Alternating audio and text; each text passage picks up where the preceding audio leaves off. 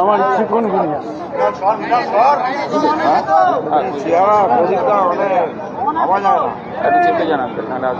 আরে আরে দূর ছাড়ছে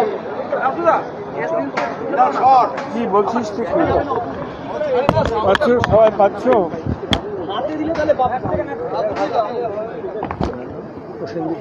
দেখুন আমরা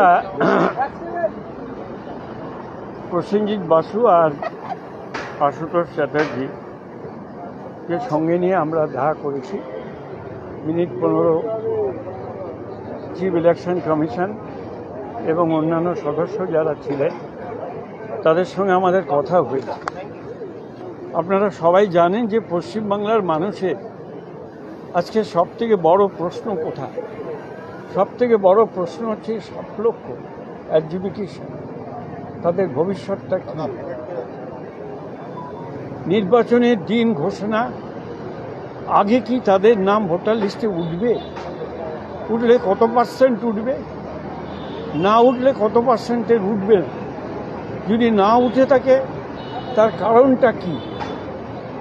এই যে প্রশ্নগুলো, মৌলিক প্রশ্নগুলো বাংলার ভোটারদের মনের ভেতরে আজকে তৈরি হয়েছে, সেইটাই নির্বাচন কমিশনকে আমরা জানিয়েছি। আমরা হিসাব দেখিয়েছি 11 লক্ষের ওপরে শুধুমাত্র মুর্শিদাবাদে বাদ গেছে, অ্যাডজুডিকেশন আন্ডারে আছে। মালদাতে 8 লক্ষের ওপরে আছে। মালদা এবং মুর্শিদাবাদ এবং উত্তর দিনাজপুরকে টার্গেট করার কারণটা কি? স্পেসিফিক্যালি আমরা এটা জানতে চেয়েছি ইলেকশন কমিশনের কাছে। আমরা ইলেকশন কমিশনকে একথাও বলেছি যে প্রসেসের মধ্যে দিয়ে মাননীয় জজ সাহেবরা এই ব্যাপারে ইন্টারফেয়ার করছেন, তারা নিশ্চয়ই করবেন, তাতে আমাদের কোনো অসুবিধা নেই।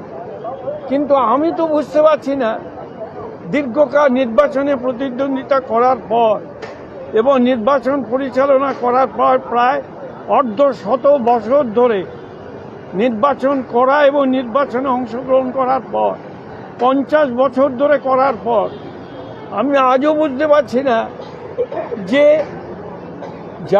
যাদের হাতে দায়িত্ব দেওয়া হয়েছে এই ভোটার লিস্টের সংশোধনের কাজে তদারকি করার জন্য, তাদের সঙ্গে ইলেকশন কমিশনের অফিসের যারা কর্মচারী আছে তাদের রিলেশনশিপটা কি, তাদের ফাংশনিংটা কেমন করে অ্যামালগামেটেড হবে, এইটা আপনি ক্লিয়ার করুন। তারা বলেছেন তারা এই বিষয়টা দেখবেন, কোর্টের অর্ডারে হয়েছে, আমাদের কোনো আপত্তি নেই। আমরা খুশি মহামান্য হাইকোর্ট, সুপ্রিম কোর্ট ইন্টারফেয়ার করেছেন, আমরা আশা করি। কিন্তু সেই সঙ্গে সঙ্গে আমাদের এটাও বক্তব্য যেন এমন কোনো জটিলতা তৈরি না হয়, বারে বারে বলছি, এমন কিছু লিগেল জটিলতা তৈরি না হয় যাতে জেনুইন ভোটারদের নাম বাদ পড়ে। এই জায়গাটায় আমাদের আতঙ্ক রয়ে গেছে। এক দফায় না না, আমরা বলেছি আগে আমাদের প্রোটেকশন ক দফায় দিতে পারবেন বলুন। যদি 1 দফায় দিতে পারেন 1 দফায় করুন, যদি 2 দফায় করতে পারেন 2 দফায় করবেন, 3 দফায় করতে পারে 3 দফায় করবেন। It depends on you. কোনো দফার ব্যাপার নয়, ব্যাপারটা হচ্ছে প্রোটেকশনে। আমরা খুশি হব 1 দফায় হলে, আমরা খুশি হব 1 দফায় হলে, কিন্তু আপনাকে অ্যাশিওর করতে হবে যে 1 দফার ভোট নিরপেক্ষ হবে। আপনি যদি বলেন 1 দফায় ভোট হবে, ভোট লুট হবে, আমরা কখনো রাজি নই, কখনো রাজি নই, পরিষ্কারভাবে জানিয়ে দিচ্ছি।